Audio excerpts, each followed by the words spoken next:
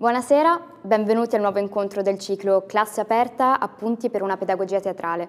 Siamo Martina e Davide, due allievi del corso allievo attore della Scuola di Teatro Iolanda Gazzerro, e siamo qui con Matthew Lenton. Hello Matthew, we are very happy to have you today, even though in distance. Thank you for accepting and for the time that you're dedicating. Qualche mese fa, quando ancora nutrivamo speranze per un 2021 e per dei teatri aperti piuttosto che altre quarantene, abbiamo fatto la conoscenza di Matthew Lenton, regista inglese, direttore artistico della compagnia Vanishing Point. Questo lavoro è stato filtrato dal limite della piattaforma online, che però ci ha offerto l'opportunità di esplorare nuove possibilità di comunicare. D'altra parte, uno dei presupposti di ogni spettacolo messo in scena da Lenton è che la forma debba essere sempre a favore del contenuto, e qua la forma era stata imposta da cause superiori, ma stava proprio qui la sfida: piegarla per permettere la creazione di un dialogo. Quindi, senza ulteriori indugi, lasciamo la parola al diretto interessato, regista di spettacoli come 1984, Metamorfosi, Interiors, Tomorrow e The Interview, Matthew Lenton. Since the focus of this interview is on the theater pedagogy, we would like to start by talking about your background as an artist. How did you approach the theatrical world? Well, I didn't really approach it. I just I found myself inside it. And I was a student like you. And when I finished being a student, I had to decide what I wanted to do. And I had an idea to do a show and the idea was to do a show in complete darkness. So the audience would enter a room in complete darkness, and they wouldn't be able to see their hand in front of their face for the entirety of the show, and the show would end in complete darkness. And it was a great show for students to do when you didn't have any money, because all you needed was a room with some chairs and lots of black bin bags to shut out all the light. And it was a version of a play by Maurice Maeterlinck called Les Aveugles in French, The Sightless. And unexpectedly we did well. We were invited to one or two places, and then we'd started something. And really ever since then, for me, has been an ongoing journey to try to discover my relationship with theatre. Every show is a new discovery and a new adventure. And right now, we're in the middle of another one, the biggest one ever. So your artistic knowledge has been essentially built on practical experiences, developing your works with the company Vanishing Point. So have you ever felt the lack of some academic training or some method to approach to your works? Yes. I mean, when I was a student, I read academically a lot about theatre. I was inspired very much by European theatre. I was inspired by people like Thaddeus Cantor, by Eugene Ionesco, Samuel Beckett, a lot of the writers and the theatre artists who were living in Paris after the Second World War. And that was the first, when I read the plays of Ionesco, they were the first things that I'd ever read in my life that I thought it seemed like they'd been written exactly and only for me. It was my world, and it was so beautiful and strange and surreal. But this was reading theatre through text, and reading about, I used to love to read about the worlds that the theatre artists lived in and created for themselves. Stanislavski too, going back further. And this to me was really beautiful. But the practical journey, you're right, Davide, has been for me one of making mistakes and discovering for myself the mistakes and learning my own lessons and finding my own voice was really important for me. The experience of finally finding my own voice, what I wanted to say and how I wanted to say it. But I do sometimes make a joke with actors that how lucky they are that they get to work with lots of different other directors, because they can take something one director says and think, wow, that's beautiful. And the next director is not so beautiful. And and you get to experience all of these different ways of doing things. But I've never had that. So I've never been in a rehearsal room with another director. So I don't know. I feel like, in a way, I feel like a child, like Alice in Wonderland. You know, I've never learned how to do something. But it took a big experience for me in my life professionally to realize that however, if I was going to keep moving forward as a director, I would need to do things my way, whether that was the right way or not.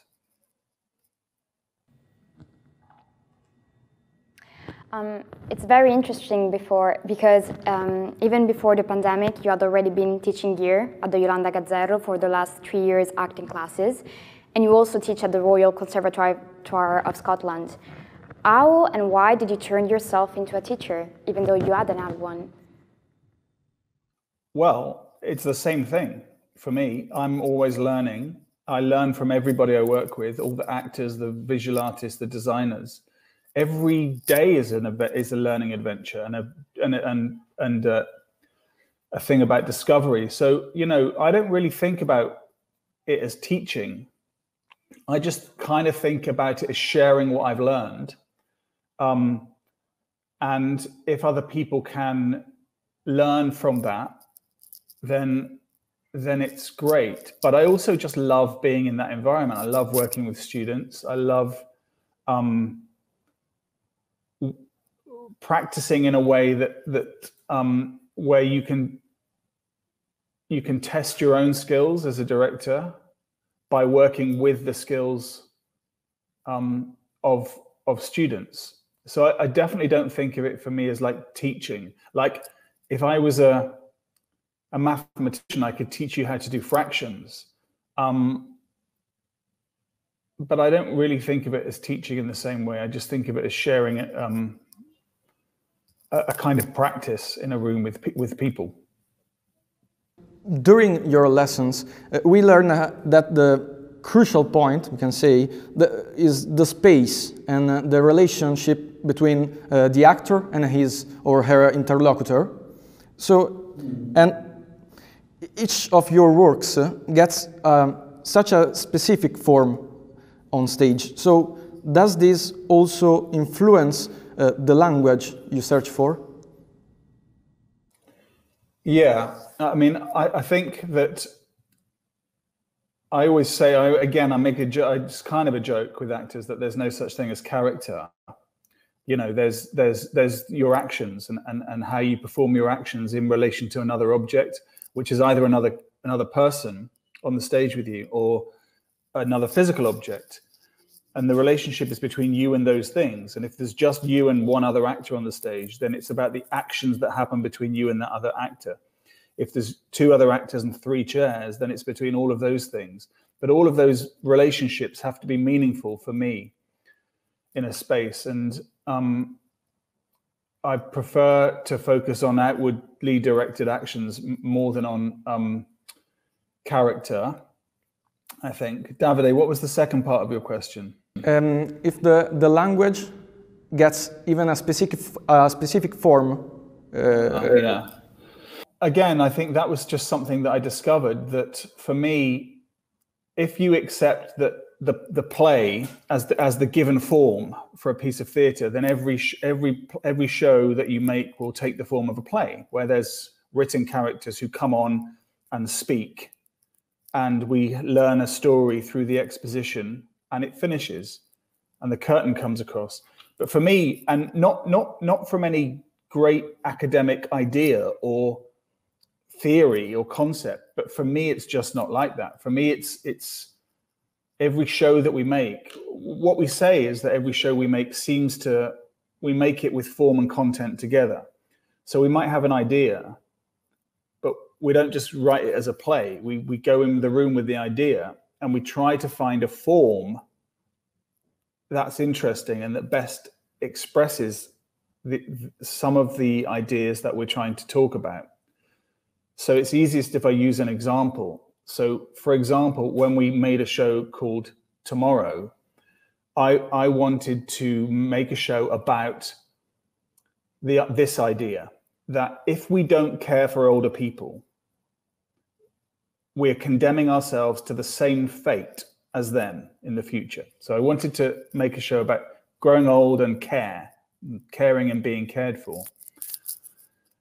But I didn't just want to write a play. So what we ended up with was we ended up playing with these very realistic prosthetic masks in the rehearsal room, and young actors. And when the old masks were pulled on top of the young actors, of course, the audience could see that there were young actors underneath, but now they looked like these very old people. And when they were dressed, they had transformed.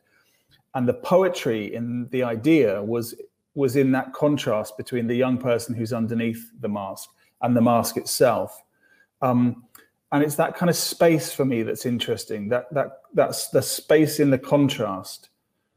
But it's essentially a poetic idea. That's an idea about form and how form expresses the ideas that you're trying to talk about, rather than just words. So it can often be a visual thing like that, rather than just the things that characters say to each other.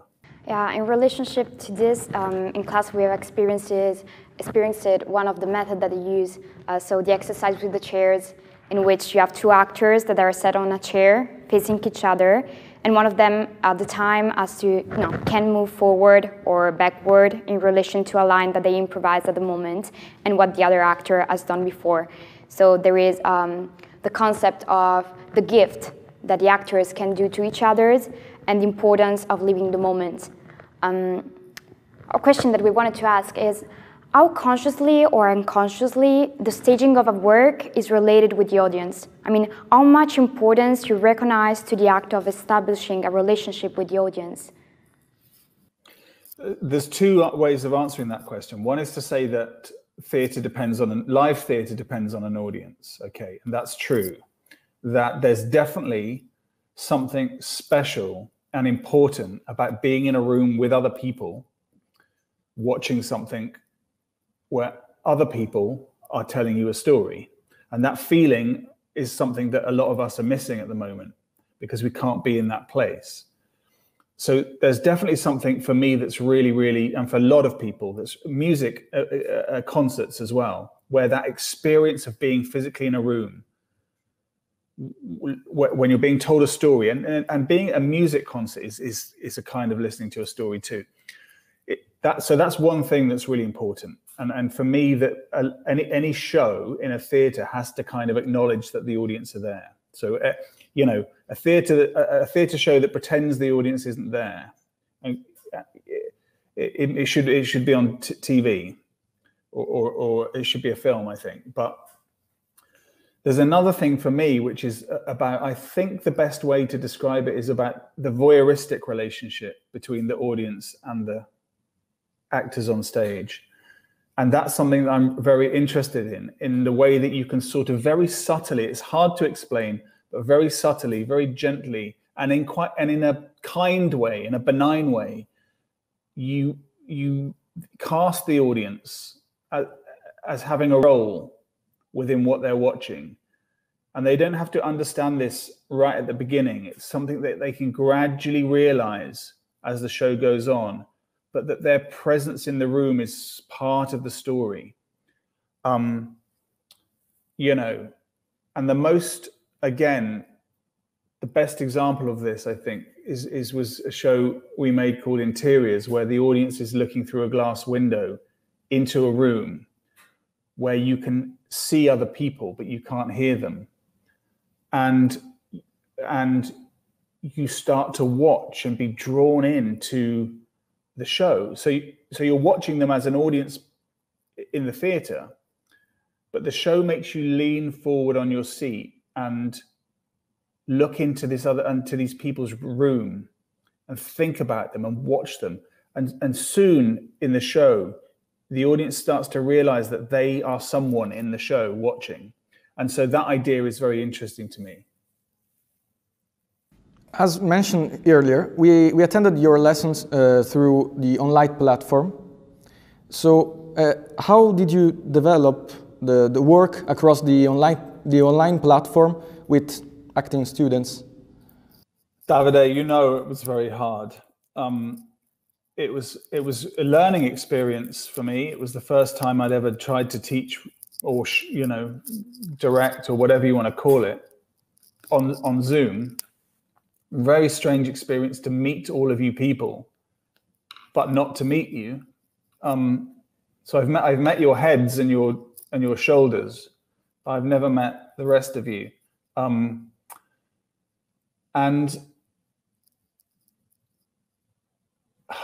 it's the big, for me, Davide, it's the big question right now, for me personally. Just before we came online, I was reading an article in the paper talking about how brilliant and democratizing online or streamed theatre can be, and that so many young and new artists are becoming involved. And it's very hard because my head tries to think, well, what am I missing? Maybe I should be trying harder to watch that kind of stuff and to make it. But deep in my heart and my own voice is the voice of a live artist. And I think at every point in your life as an artist, as a director or a writer or whatever, you come up against the question about evolution, about can I evolve? Should I evolve? And it happens again and again and again. And then maybe finally one day you reach a point where you think, I can't evolve beyond this point. And so I think a lot at the moment about what happens if we have to, if we can't go back to being all together in a live place, at least for the next years, 2, 3, 4, 5 years. Is that the end for me? And so I think it's everyone gets to that point professionally where you think I'm at the point where I either need to evolve or stop. And I feel like I'm at that point at the moment. So I felt that when we had the classes together, I could share things with you nominally, and I could plant ideas in your head, but it's a very different experience than being in a room with people where there's a dynamism, where there's atmosphere and feeling and three dimensions and peripheral vision. So it's a question I feel really confused about at the moment.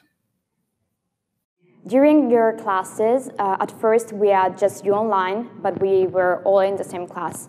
Then we had to separate, and each of one of us was in their house. So we had the condition of having to work separated and not having the space and the body with the bodies with whom to relate. So what kind of acting do you think has shaped during this work? I think that what was the most important thing for me was it wasn't the acting. It was the spirit with which all of you entered a very, very difficult exercise. And that is for me the most important quality that a creative artist can have, is that you can either be in a difficult situation and you can disengage and you can say, oh, it's not for me, I'm going to go and sit back and ignore, and I'm going to do what little I can to get through. But actually, I was so surprised by, at least as far as I could tell, or maybe you were better actors than even I thought. But as far as I could tell, everyone was trying to solve these problems that we had. And I don't just mean the technical problems, but the questions. What does this mean? How can we do this? Is it possible? We lose so much, but what are there things that we can gain? And it's these questions that you have to ask. As hard as it is at the moment, we all have to be asking questions. But what can we learn? What can we gain? That can make us better? That can make us stronger? or even that can surprise us, you know, and surprise our own selves. So this was the thing that was the most important for me with working with your class. The way the class, and my favorite thing was when I asked you to sort of stage the scenes, and the level of inventiveness was really great. And I remember your one, Martina, and Davide, your piece that you staged in the hallway of outside your flat. And it's brilliant. In the end, it's impossible for me to direct you and to say this was good, this wasn't good. The best thing was the inventiveness and the spirit with which you entered it. So what do you think about this new form of streaming entertainment? Is not cinema, is not theater, sentently. So do you think it will evolve in the future, also based on necessities of maybe the audience or the theater itself? Yes, I do. I really think it will evolve.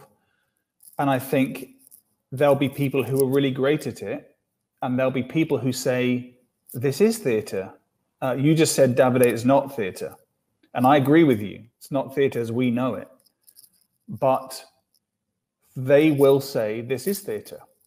And it will be theatre for them. And they will reclaim what the idea of theatre is. And they'll insist that we think differently about what theatre is. And those of us who can will think differently about what theatre is. But it will certainly evolve. What I hope is that it can evolve alongside the continuation of the thing that I love, which is live theatre, which is being in a room with people, sitting in seats with people next to me who can kill me if they breathe on me. Watching actors on a stage or in a space, and that feeling is the thing that I hope can come back. And perhaps it needs to come back with everything else that we're learning now. And I'm sure that there will be ways that the two things begin to bleed into one another. I wanted to ask, do you think that there is something about this new kind of entertainment that we will keep when we will go back live? Yeah. Again, I don't know if you mean that question in terms of what we keep it within the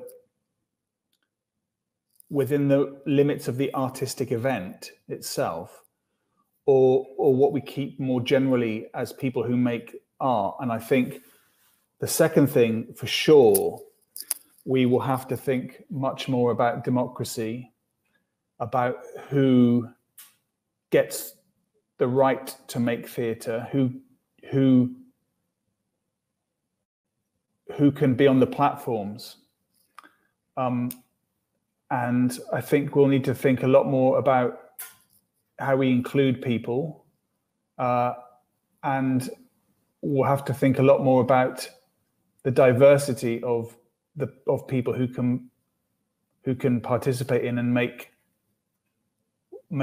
theatre.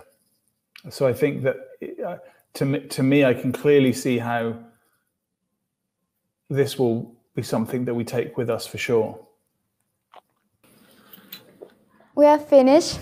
It's kind of sad, but the time is over. It's been very nice to see you, and thank you very much for being with us today. We hope to see you soon.